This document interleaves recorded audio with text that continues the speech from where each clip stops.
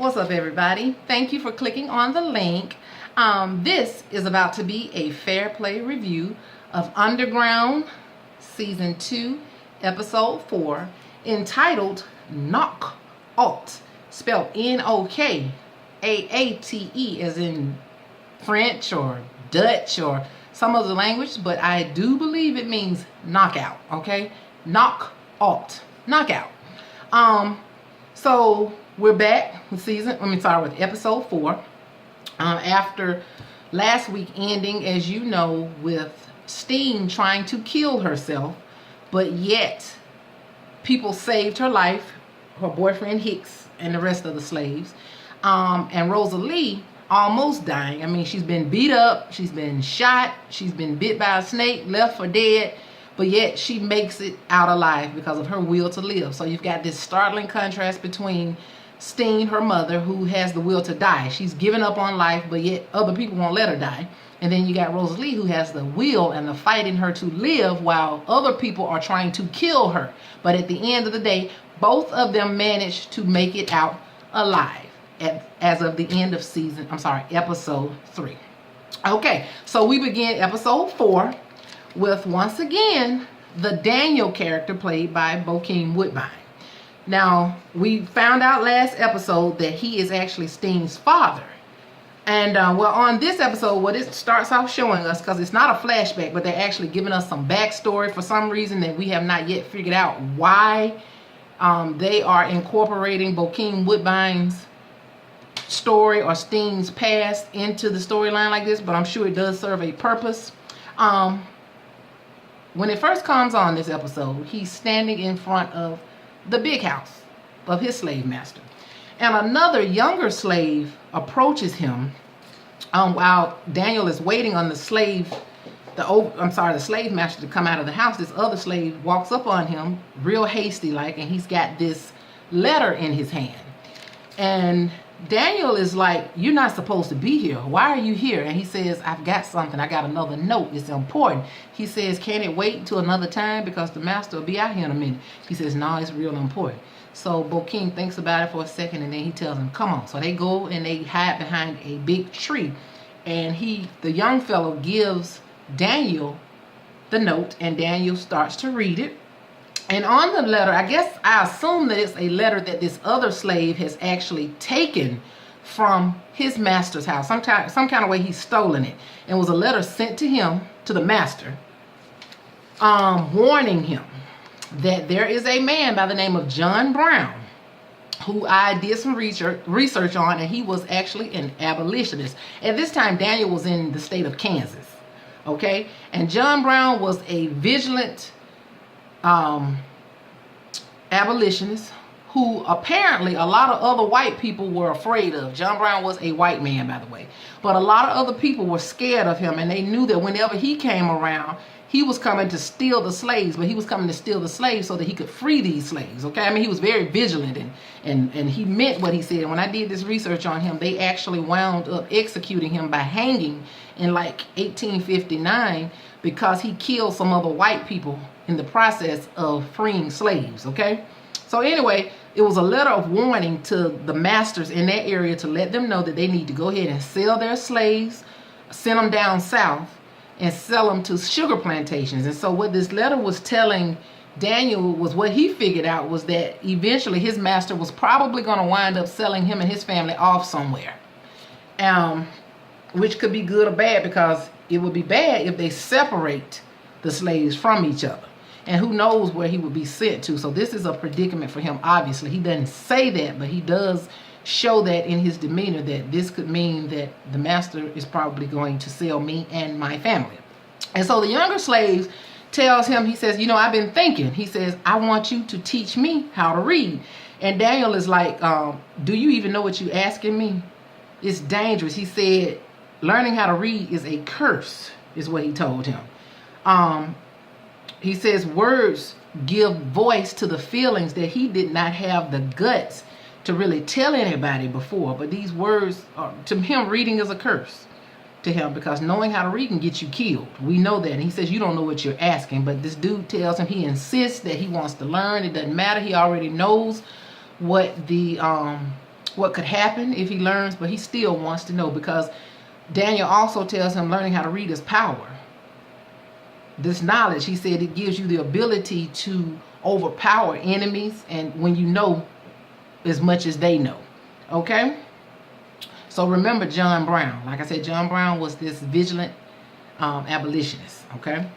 All right, that they were in the process. All the people in the area were scared of, and they were getting ready to sell their slaves. And that's what that note was for, to warn the slave owners. Okay? Then it flashes forward. In this particular episode, you got Cato and Noah. Because you remember, in episode 2, it ended off with Noah being caught by these white guys. We didn't know who they were. We knew that they were some Dutch men. And we also see that Cato shows up on the scene. Just when Noah thought he had gotten the upper hand on these slave drivers or these slave catchers, Cato shows up and tells him that he's the master. So this whole episode was about the relationship between Cato and Noah, or their conversations. It's also about the ladies at the boarding house and what they had going on with some other abolitionists that they were in the process of working with. So here we go. Now, it's after they show Daniel, which is always for less than 5 minutes that you see him. They show Cato, they show a flashback of Cato in London 4 months ago. See, what happened was when Cato was found, or back in season 1, you know, it left off with Cato almost about to get killed or get caught, but Noah actually gave him a knife and he left him with a weapon to protect himself, and he obviously did. We thought Cato had gotten caught, but he hadn't. He had gotten away and he had found some money. And so here we are a month after that incident, or 4 months before this particular episode, because remember, all of that happened 5 months ago. So 4 months back, this is Cato in London, England, and he is at there's this black girl, she looks to be biracial, and she meets up with him at a museum. I don't think she know him. This is her first time meeting him. She's going there with some other ladies. Let me put my glasses on, y'all, like the old people, so I can see more better.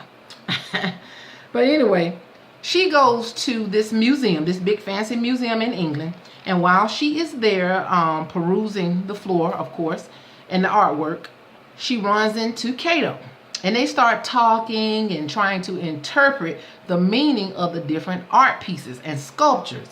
And as they start talking, I mean, they get real deep in their conversation about the interpretation of this artwork.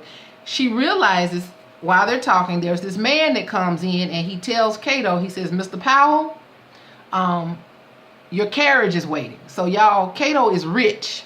He got money, okay? And she looks down right before the man showed up to tell him his carriage was waiting. They look down, and you see a gold nameplate on the front of the statue that says Mr. C. Powell. And Mr. C. Powell is Cato. She realizes that Cato is the one that has donated this artwork. Probably bought it, because he didn't do it, but he bought this expensive piece of art for this museum. So she's like, oh, she's amazed and amused and everything. And so he leaves, okay? So at this point, like I said, she's left standing there with her mouth hanging open, because she's just amazed at how rich he must be, something special if his name is on some artwork, okay? And the fact that he's got a carriage outside waiting on him, okay? So then it goes to the scene where it shows the ladies at a boarding house, and they're discussing their preparation for an upcoming anti-slavery rally that they're about to have. They've actually painted this banner that says slavery is a sin. So there are some Christian women, this sewing circle of women. Elizabeth is there with them, and she's sitting there staring out the window. Everybody else is talking and discussing it, but she ain't a bit more paying attention, because she's obviously still distracted and angry about the fact that her husband is dead. It has only been maybe a week since this has happened, or a few days. So she's still trying to get over that. As part of this rally, there's a list of people that Georgia asked her. She's like, "Do you have the list?" And so she's so distracted, she has to catch herself. She's like, "Huh? Oh, okay." So she begins to look for this list, and eventually she finds the list. And Georgia tells her, you know, if it's too soon, or, you know, if you're not up to it, you don't have to do this. Apparently, Elizabeth is going to be one of the speakers at this rally. But Elizabeth assures her, "No, I'm fine. I'm fine. Here's the list. I can do this." And Liz also tries to get Georgia to speak. She tells her, she says, "Georgia, why aren't you on this list?" And Georgia tells her, she says, I'm more of an organizer than an orator. And Liz tells her, no, that's not true. You're also a good orator too, because I listen at the things that you say. The passion that you have is what actually inspires me to want to act or to be active in this anti-slavery movement. And of course, Georgia's smitten, but she doesn't say anything. You know, she considers it. You can tell she's thinking about it. Okay, so while they're talking, they hear a noise in the tunnels of the house, because you know this boarding house has all sorts of hidden tunnels and underground rooms and whatnot, because they are a part of the Underground Railroad. So it's a lot of secret compartments in this house. But they hear this sound while they're in there, and Elizabeth is like, you heard that? It sounds like it's coming from the tunnel. So they get up and they get their lanterns and they go down to the tunnel, and guess who they find down there, just knocked out, sleep, half dead? Poor Rosalie. Rosalie has managed to make it back to the boarding house. I am so glad and so happy to see her. But she's knocked out. She's beat up. We already know that because we saw how she looked last episode. She was in bad shape. But this horse, some kind of way she managed to get back there, okay? So I'm glad to see her. So they get her and they take her, I'm sure. They don't show it, but you know they take her off to nurse her. Okay. So after that, they show Noah. Once Cato caught Noah, him and the white man caught him in the last episode, or the episode before the last one, episode 2. We knew that Cato wasn't going to kill Noah. What he did was he brought him back to, I guess, his house. I can only assume that it's Cato's house. But Cato is asleep in this room, and Noah is asleep in this room, and while he's up there in the room waking up, he's got all this woolly beard on his face. There's clothes left for him, and there is a razor left there for him to shave his face. So he does, of course, he does all of that. But while he's doing that, Cato is downstairs boxing. He's down there having a boxing match with some white guy. They're sparring with each other and everything. Obviously, they're practicing for something, but of course, at this point, we don't know what they're practicing for. So soon thereafter, Noah comes down the stairs. He's fully dressed. He done shaved his face. He is so fine, y'all. Oh, that's a fine man. I don't even be drawn to dark-skinned men like that, usually. I mean, I like dark men, but anybody that kind of reminds me of my brother, I'm not usually drawn to. But that doggone Noah is just fine. I can look at him all day, okay? Seriously. But anyway. So Cato has catered to him and pampered Noah.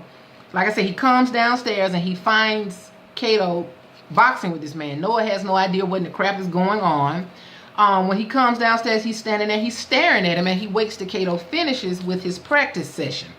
And so he looks over at him and they have a little brief conversation, and Cato asks him, had he ever been to Philly? So obviously they're in the state of Philadelphia. I mean, they're in the state of Pennsylvania, in the city of Philadelphia. But of course, Cato tells him no. So they go outside and they have a talk. But of course, Noah is looking all around trying to figure out what's going on. And he asks him, he said, what am I doing here? And that's when Cato asks him, has he ever been to Philly? And he tells him no. So Cato tells him, come on, let's go outside and stretch our legs. Okay. So they move forward. They show another flashback. Cato and this girl that he met, her name happens to be Debbie, over in England. But at this point, they are in Paris. While they're there, they dancing and having a good time at some type of, looks like a nightclub or some type of restaurant or something, but music is playing, they getting down and having a good time. And this white man bumps into his girlfriend. And when he bumps into her, he calls her some type of ugly name that I feel like was a racial slur, but you don't really understand it because it's not a word that you've ever heard before, but you know it's something derogatory, of course. And when he did this, Cato tried to hit him, but Debbie stopped him. As soon as she turned her back, because he was getting ready to fight with him now, because we all know Cato cocky. He's got this chip on his shoulder, and he's got to prove himself everywhere he goes, okay? Because he done had a rough life, and so he, you know, he's angry with every white person that he comes into contact with, and he's rich now, so he feel like he can do whatever he wants to do. But anyway, she stops him. She interrupts him from fighting this man back. So at some point, she takes a seat, Kato didn't forget what that man did to him. And the man is still in the room, so you know Kato got to get him. So while she's sitting down, Kato picks up this bottle of wine. He pours her the rest of the wine in her glass, and then he steps away, and she figures out what he's fixing to do. She tries to stop him, but she's too late. He goes over, sees the man, and bam, busts the man in the back of the head with the wine bottle. Okay, so Kato had to get his lick back, basically. So at this point, she got mad, and she ran out and left him. She ran out into the street. He runs out behind her, and as she's walking away from him, she's letting him know that she doesn't like the way he's acting. She's trying to figure out why he's so cocky, why he's got such a chip on his shoulder. She tells him that, why are you trying to prove something to everybody? You're trying to prove that you belong somewhere. What's wrong with you? And she says, I want you to tell me about you. Explain yourself to me. And he told her, if I told you everything about me and what I've done, you'd look at me like I was a monster. You'd hate me. And she's like, no, you got to trust me. Tell me. I want to know you. I don't want your money. I want to know you. And so they stop for a little while. And before she gets to the point where she tells him she wants to know him, and he tells her that she's a monster, that he's a monster, that she doesn't want to know. She said she walks off from him and she takes her earrings off. Apparently he's bought her these expensive earrings, and she throws them at him to let him know she don't care about his money. And she walks off, and he chases her. And that's when he tells her that he's a monster, and if she knew about him, she would hate him. And so she looks at him, and we know women like crazy men. Most of the time we like these old crazy suckers. And so she looks up at him, he looks at her, they glare at each other, and then they start to kiss. So you understand, of course, that at this point everything is all right between them, at least at the moment. Okay, so now they go to the next scene. They're back at the boarding house, and they're in the room. There's Elizabeth, Georgia, and a doctor in the room seeing about Rosalie. Rosalie is laying in the bed, completely knocked out, sleeping, okay? Getting more rest than she's probably had in God knows how long, okay? And the doctor's talking to him, and they're trying to figure out, they want to make sure that her baby is all right. He's keeping her sedated. He's putting some types of drops on her lips to keep her in like a comatose state, because he feels like she needs to heal. Whatever's going on with her body, this will keep her healing. So until she heals, we need to keep her sedated. So he told her to put 2 drops. He told Elizabeth and Georgia to keep 2 drops of this substance on her lips to keep her sedated, okay? And they're trying to figure out if the baby is going to live. And he's like, he's not completely sure, because he doesn't know the extent of her injuries. He doesn't know what happened to her. But it shouldn't bother her. The sedation shouldn't hurt the baby. Okay? So while they are there, Elizabeth is talking. She's having this conversation with Georgia. And Georgia's telling her, she says she's going to make it. She's going to fight, and she's going to live. And Elizabeth, out of frustration, snaps at Georgia. She's like, she shouldn't have to fight, basically. And so Georgia looks at her, and Elizabeth realizes that she snapped at Georgia. And so she tells her, she says, I'm sorry. And so, of course, Georgia forgives her. And they move on. And then the young black girl comes in and tells Georgia, the Lawrence boys are here. So they were expecting company, these Lawrence boys. And the Lawrence boys are actually followers of the John Brown guy that I mentioned earlier in this video. John Brown, the abolitionist. These were people that followed his way. I think by this time, John Brown, I don't know if he was dead or what, but this was probably 30-something years later. Okay, because we know that Steen is grown. And when that happened, that was when Daniel was around, and that was Steen's father. So this was probably about 25, 30 years later. But they were followers of his, okay? They agreed or believed in doing things his way, the vigilant way of stopping slavery, okay? So she comes in, the black girl comes in and tells her, okay, the Lawrence boys are here. So Georgia leaves Elizabeth in the room with Rosalie, and she goes off with this black girl. And so, of course, as Elizabeth is sitting there holding Rosalie's hand, she's like, I don't want to lose you too. She's rubbing her hand, and you can see that Elizabeth loves Rosalie as well, okay? All right, so the next scene is Noah and Kato are sitting at this fancy French restaurant, okay? Kato obviously speaks French, because when the waiter comes to the table, he speaks French to Kato, and Kato speaks French back, and Noah's looking like, what's going on here? You know, got this strange look on his face. Noah's talking to Kato, and Kato's speaking to him, because I cannot tell y'all verbatim everything they said, but in a nutshell, Noah realizes that Kato is holding a grudge against him for back when, you know, they were running from these slave catchers, and Kato feels like Noah left him for dead. You left him behind. He says, oh, you still holding a grudge or mad with me because I left you behind? And so Kato's like, no, you left me for dead. And so they're talking, and Kato tells him, he senses that Noah wants to stab him. He said, I know you want to stab me with that knife you got hidden under the table. That's what he assumes about Noah, okay? And so Noah is trying to, while they're sitting there talking, he reminds Noah, he said, oh, you made it to Ohio, which Noah did, all the way from Georgia. And he tells Noah that, he said, I know you got some kind of plan, because we know Noah's always got a plan to escape. He's always thinking and planning ahead. And Kato knows that. But see, Kato's got other plans for Noah, obviously. We know that Kato is always trying to one-up Noah. He wants to keep him subjugated to him. He wants to show him that he's the boss and he's big and bad. That's why he kept him alive from when they caught him from them slave traders. He wanted to show him that he the man. Kato has an ego problem, obviously, okay? So they're sitting there talking. He tells him, I know you're trying to escape and everything. He say, but your next plan is going to lead you to death, is what Kato tells him. He said, if you try to run this time, you're going to get killed. I don't know if Kato was saying, I'm going to kill you, I'm going to let somebody else kill you, but he was letting him know your next plan you will wind up dead, okay? Also, Kato is sitting at the table with him when he tells him that, I know you got a knife up under the table you want to kill me with. He says, you see these men around here? He shows him 2 sets of armed security men. He lets him know that good money, the money he has, pays for him to have armed security, which he does. You got white men sitting around watching Kato to make sure that Noah doesn't try anything with him, okay?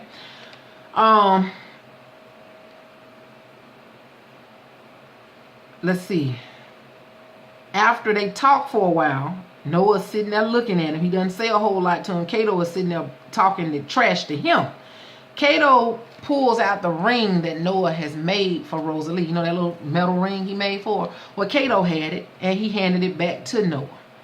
And when he hands the ring back to Noah, Noah's sitting there looking at him. At the end of the conversation, Noah pulls that knife out that Kato knew he had, and he sticks it in Kato's plate in front of everybody in the restaurant, including the armed security. And to me, his message was, I ain't scared of you. If I wanted to kill you, I would have done it by now. Kato looks at him. He tries not to look like he's scared, but you can tell Kato is scared. He's afraid of Noah, because he looks around at the security to make sure they saw what happened. Oh, he's scary. Noah is more man than Kato will ever be, okay? But at his root core, at his heart, Kato wants to do the right thing, but he's got some issues. You can tell he's got some ego problems, and he's, like I said, he's got this big chip on his shoulder, okay? Then at this point, they show another flashback to 4 months ago when him and his girlfriend Debbie were in Dublin, Ireland. And they are at a boxing match. And the reason they had this boxing match is because Debbie said she was introduced to boxing by her brother, who was also a fighter. And he fought with this boxing ring of people. Her brother introduced her to boxing. And so they're there watching the fighting and everything. You got 2 white guys, 2 Irish dudes fighting and whatever. And they're fighting for money, obviously. So she knows that Kato has all this pent-up frustration and all this pent-up anger on the inside of him. So after these 2 men fight, the winner of the fight yells out that he's got like 100 quills, whatever that equates to in American dollars. I don't know. He says they got 100 quills for anybody who's willing to go 3 rounds with me and can win. If you can beat me in 3 rounds, I'll give you 100 quills, okay? So she pushes Kato up to going into the ring and fighting with this man. Now keep in mind, Kato ain't never fought before. But he does it. He goes out there. He winds up getting beat up, of course. And she told him to take his anger out on. He gets beat up for a little while. And then when they go on break, when the bell sounds, he goes over to her and she's like, where's all this anger you got? Show them that anger. Use your anger against them. Fight them. Do what you got to do to win. And so she kisses him and she amps him up and gives him the courage to go back in the ring and fight. So I'm assuming that maybe he won that fight, okay? So then at this point, they show Georgia and the other ladies along with these Lawrence boys, who I told you were followers of the John Brown abolitionist guy. Well, they're all sitting around the table talking, and they're just basically discussing their opposing approaches to ending slavery. And of course, the Lawrence boys believe in vigilance. They believe in taking action, and they believe that this is war and we need war. The only way to stop these people is to wage war against them. And of course, Georgia's like, no, we live in a peaceful society. We can't do that like that. She's like the Martin Luther King. He's like the Malcolm X. Okay. And she's like, we can't do this like that. We live in a peaceful society. And he's like, no, they don't want peace. You might want peace, but these people don't want peace. In other words, anybody that owns slaves and do what they do, they don't want peace, honey. We've got to attack them head on. She says we're going to use our faith, but he says faith without any kind of action is just useless. Okay. You need some action. So Liz is looking at him.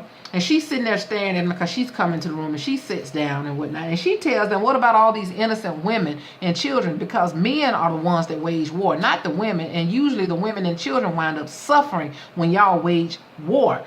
But, and they also, another girl at the table also brings up the fact that 5 people wound up dead as a result of what John Brown did some years ago. And she was like, no, we don't want innocent settlers to wind up dead.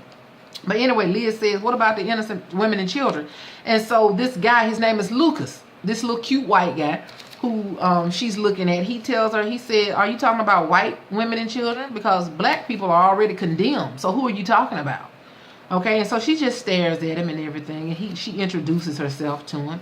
And she's listening to him. And she's obviously smitten with him and impressed with his vigilante ways. Because as we know, Liz has already proven that she's got a little vigilante in her, because she kept a gun in her purse and she wanted to shoot the people that shot her husband. So you can already tell that where her head is at, and she's looking at him like she's very interested in hearing what he has to say. So he tells Georgia that while they're taking care of getting the rally set up, he tells Georgia, he says, I got to go out and take care of a little business. I'm going to take a little ride. And she's like, what kind of business? This is what Georgia asked him. And he's like, well, I'm just going to handle some things. I'm going to take a ride and everything. He said, but if you don't trust me, if you think I'm going to do something wrong, he said, maybe Liz here, because it's obvious that he likes her too. He's looking at her. You can tell he's attracted to her. He's like, maybe Liz can accompany me on this journey that I'm about to go on. Okay. And so they look around, and Liz does not object to it, okay? She doesn't object. And so you understand at the end of this conversation that wherever he's going, Liz is going with him, okay? All right. So after this point, they show Noah and Cato again at that fancy restaurant. They still having dinner or lunch or whatever. And Noah begins to take over the conversation at this point. And he tells Cato all about himself. He tells him, you ain't nothing but a snake in the grass that's a slave driver. That's all you are. That's all you are, is a slave driver. He says, you the same trash you were when we first met. He tells him, you ain't no man, or he tells him you're no man. And while he's talking and telling Cato about himself, Cato has another flashback to women him and Debbie were actually making love, having hot, passionate love making sessions and whatever. And he also proposes to her. So he comes back to reality, and Noah asks Cato why he's not out. If he's so big and bad, why you ain't out looking for your wife and children and your little girl? Because we all knew from season 1 that Cato once had a wife and a little girl that were taken from him. And so Noah calls him on. He's like, why they ain't in this big pretty house you got? And so Cato gets mad with him, and he tells him, who are you to judge? Who are you to talk about me? You don't care nothing about nobody. All you care about is Noah. Okay, so basically at this point, they are calling each other out on their real motives for why they do what they do. Cato reminds Noah, he said, if it had not been for Henry, Moses, and myself, you would not have been able to escape and get where you have gotten. And so as he's talking to him, Noah he blames himself. He says, I'm responsible for the fact that Henry is dead and for the fact that Moses is dead. And he said, if I could do anything to change that, I would. And so, of course, Cato calls his bluff again. He tells him, okay, you mean that? He said, I'm going to see what you really made of. I want you to show your true colors. And so you don't know at this point what Cato wants Noah to do. But I already know he got something sneaky up his sleeve, because that's just how Cato is, okay? He always wants to put Noah in a compromising position, okay? So then they go to the scene where the Lawrence boy, his name is Lucas, this particular guy, him and Liz, the one that she agreed to go on this ride with, they arrive at something that looks like a store or a mercantile company, and they have voter booths set up because people are supposed to be going in there voting on some position, some people that they are afraid are going to be pro-slavery people. And for a while he's there, he tells her, we have got to exercise our rights, you know. And they close all the curtains in the room, and he takes a sledgehammer and he bashes all 3 of the voter booths, so nobody can vote. It's like if black people can't vote, but basically he's trying to send a message: we're not gonna let y'all vote because we already know y'all gonna vote this pro-slavery person in here who ain't gonna do nothing for y'all. They don't care nothing about this town, so we gonna tear them down. And it's like if black people can't vote, can't nobody vote, okay? So he tears up, and Liz is amazed. She's looking at him. She's like, wow. She's like, why are you doing this? What has happened to you to cause you to want to fight? What personal infraction has anybody done to you? You know, like in her case, her husband has been killed. So that has made her more passionate about fighting for the cause. So she's asking Lucas, what happened to you? Why are you so motivated to fight for this cause? So he tells her this sad story about when he was a little boy and how he saw a slave being mistreated and his son had to watch him get mistreated, and how his son cried, how this man was starved to death, and how it was just so horrible for him. And how one day when he went back to check on the man to bring him some food, the man was gone, and he went to the son, and Elizabeth asked him, she said, well, what did the son say? And so he tells her nothing.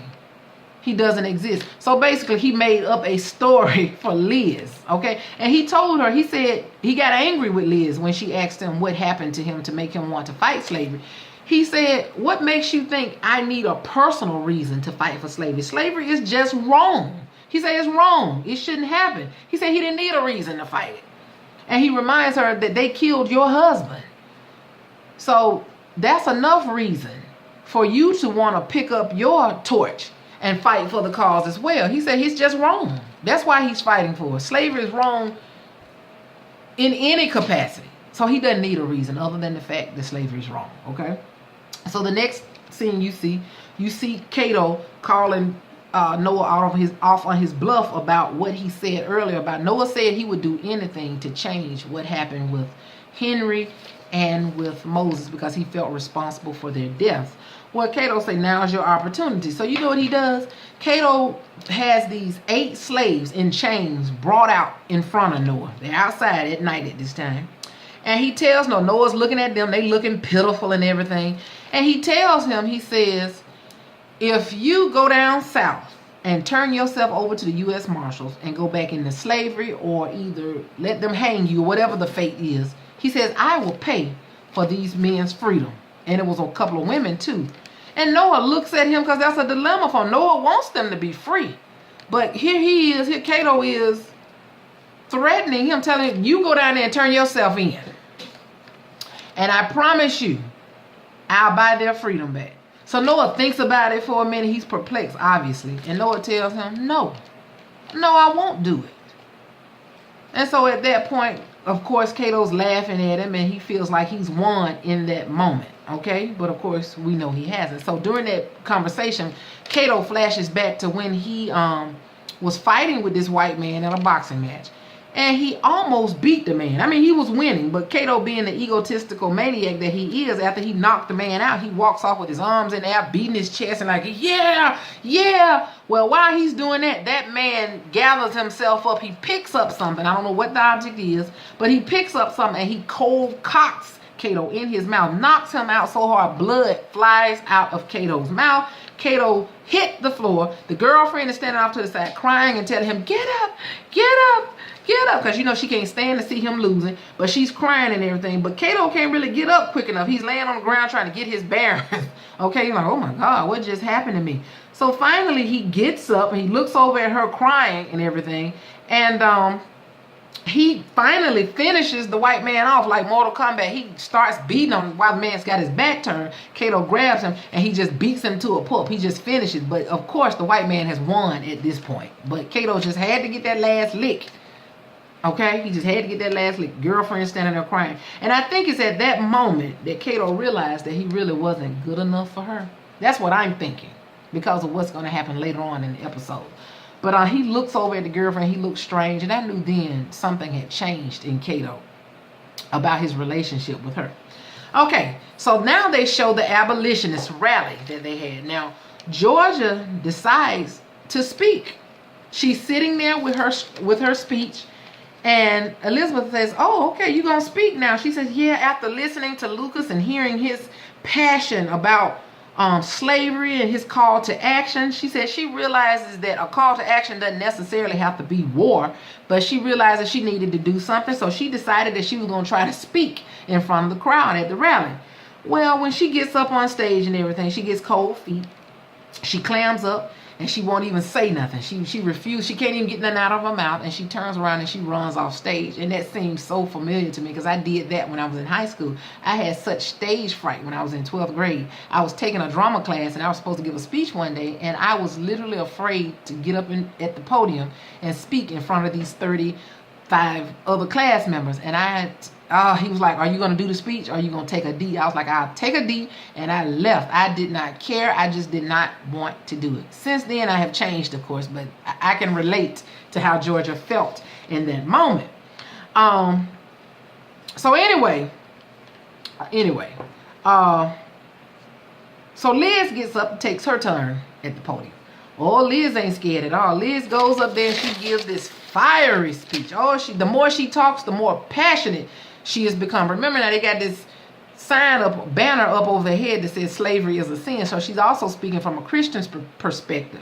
And she's telling them how bad slavery is. She's speaking about equality and against slavery. Now, some of the people are clapping for her, but then others out there mad, looking like they want to fight. So while she's talking and saying her speech and everything, I'm talking about real passionate. I mean, she's getting really into it. Some man takes a big rock and throws it at her and hits her in her head, and she hits the ground. She's bleeding from her head. And after that, a fight breaks out. I mean, everybody out there in the field fighting, okay? Enemies and supporters. And so he didn't hit her so hard. They're playing this shrill noise. I'm assuming it's like her ears are ringing. He hit her so hard, her ears are ringing, literally. And so at some point, Liz picks up a ball, because she going to hit, whoever hit her, she going to hit them back. See, Liz got a little vigilance in her too. That's why she's attracted to this Lucas guy, because he's vigilant. She picks up that bottle. She's looking for the dude that hit her. Georgia, as usual, comes out of nowhere and she saves the day, and she grabs Liz by her hand and tells her, no, you cannot hit this man back, and she takes her off stage, okay? Now, meanwhile, Noah is still standing outside with Kato. Noah starts a fight with Kato by cold cocking him in his mouth. He popped him in his mouth to start this fight, and so they start punching each other. Bam, bam, bam, pow, pow. Of course, Noah is winning the fight.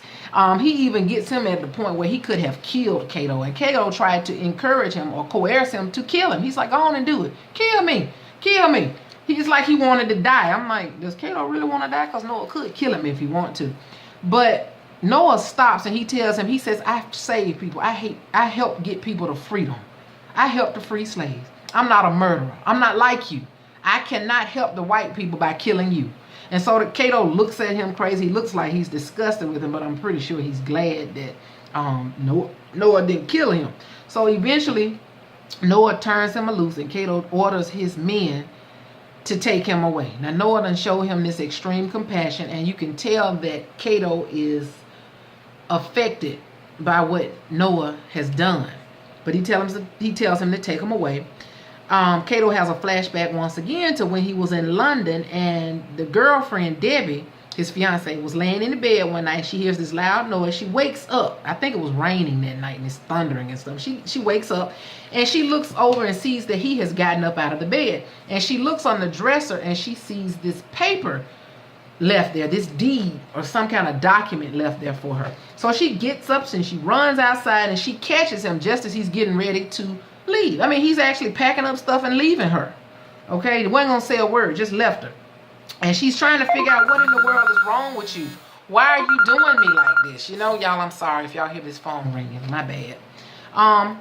But she's like, why are you leaving me? Why did you leave me the deed to your house after you proposed to me? You treated me like a whore. And I had to think for a minute. Girl, wait a minute. I don't know a whore anywhere that a man would leave a deed to his house. He obviously thought of you as more than just a whore, honey.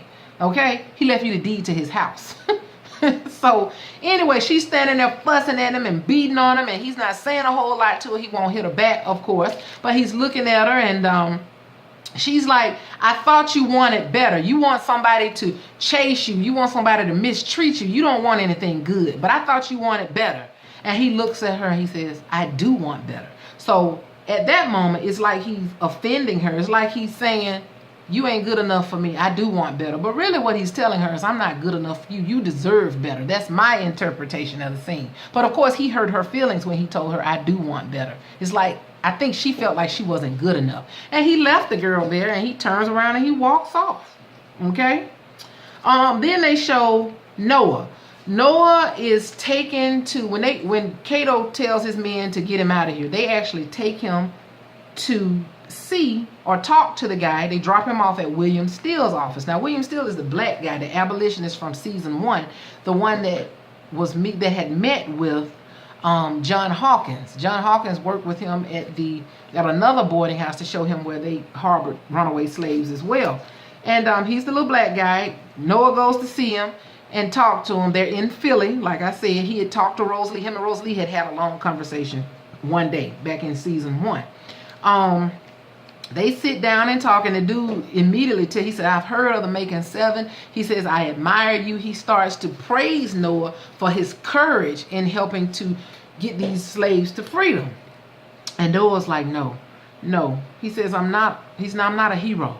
Because the man called him heroic. He says, I'm not a hero. He says, not at all. He says, I'm a liar. I'm a cheater. He says, I've killed. I've been selfish. So he starts to take all the glory away from himself, because he realizes, or he thinks he realizes, that everything that Cato had said to him to some extent was true. He was really only thinking about his own freedom. Everything that he did was for himself and for his family. He's like, if they had made it to freedom, because we know Moses and Henry and Pearlie Mae, all these people wound up dead. He's like, if they had made it to freedom, he said, I'd have been happy. I'd have really been happy. He said, but to say that I'm a hero, I'm not, because what I did for me. He's like, it was for me. But then William Steele encourages him and tells him, he says, no, what you did for these people, he said, what you did for these people is you gave them hope, and you gave them a choice in whether or not they wanted to run or not. So he's trying to help him to understand, but Noah's like, no, I'm no hero, man. Not at all. He said, up under this skin is something else, but it ain't heroism, whatever you call it. You know. So, from that point, they show Cato, and Cato did a really good thing. He done got beat up. He's sitting in there getting his hand wrapped up, okay? And the man is having a conversation with him, the man that's attending to him after he got beat up by Noah. The man is saying it didn't even look like Noah was getting tired. He was like, it didn't even seem like it was phasing him. And so Cato told him, he said, in this life, he said, a man's got to decide what type of fighter he's going to be. And he wasn't just talking about fighter. He was trying to say what type of man he's going to be in this fight of freedom. Okay? And so he's talking to this guy. Noah is still talking to William Steele, and he's still telling William Steele that he's not worthy of all this praise. He's no hero. I mean, Noah at this point is really down on himself. He feels like he has failed everybody. He failed the Making 7. He just realized he had a self-enlightening moment that he was selfish. Did he really care about these people really getting to freedom, or was he really doing it for him? You know what I'm saying? So it was just a rude awakening for him, okay? So then they show Cato again. Cato's talking to that same white guy who's attending to him, and the white, he's telling him, he said, everybody is selfish. Everybody's out for themselves. Unfortunately, Cato thinks that everybody is like him when he should know better. But like I said, he had done a good thing, because Cato actually did buy those slaves freedom. So he did a wonderful thing. He got them safely off to Canada. But he's telling this man, I'm not, unlike Cato, unlike Noah and everybody else, I don't try to hide who I am. But he does try to hide who he is. He wants everybody to think he's rich and he's this great man. But like Noah told him, you really ain't nothing but a snake in the grass. That's all he is.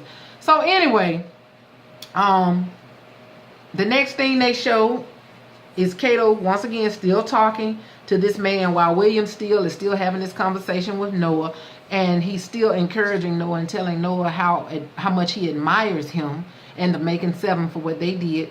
Cato is still talking, and he's standing over out there, and he tells us in this episode that basically he wants to take over America. He says America, this country needs to be torn down, burned to the ground. They need a biblical restoration or overthrowing, and he feels like what this country needs over here is him. So Cato has aspirations of taking over America. I mean, he's like the Black Napoleon at this point. I would say Hitler or Stalin, but no, I don't think he's that bad.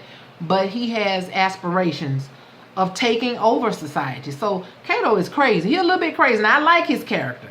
I like it. It adds fire to this this story. But he's definitely unstable and a little bit crazy, okay? And it's going to be good next week. They're probably going to go back to Steen's story, and maybe Rosalie's going to finally come out of her coma doing a little bit better. But I'm excited. This has been such a great series. We're only on the 4th episode, and the way they've been writing this script, who knows what's going to happen. I want to know what these flashbacks or what this backstory about Daniel, who is Steen's father, I want to know how that plays into everything. So y'all check it out if you haven't already. Please check out this season of Underground. It is really, really good, y'all. I'm telling you, I cannot say that enough. My next feat is to try to get up a review for Greenleaf and Empire. Okay? So until then, which hopefully will be tomorrow. I should get those two up by tomorrow. I'm trying to do better and get these videos up earlier than what I've been getting up, because I'm new to this and I don't know what's appropriate and what's not. But I do feel like now that getting them up as soon as the show airs is the best. Okay, so y'all, I thank you for tuning in, and I hope that I wasn't rambling again, which I know that I was, but you know, I try. I have so many things that I want to say. I have all these pages of notes. I know y'all probably can't see that good, but I have like 2, 3, and 4 pages of notes that I write down so that I don't forget anything, but I still leave a lot of things out because this could go on for like an hour and a half. But anyway, y'all take care. Have a great night. And until I see you again, hopefully tomorrow, y'all have a blessed one now. Bye-bye.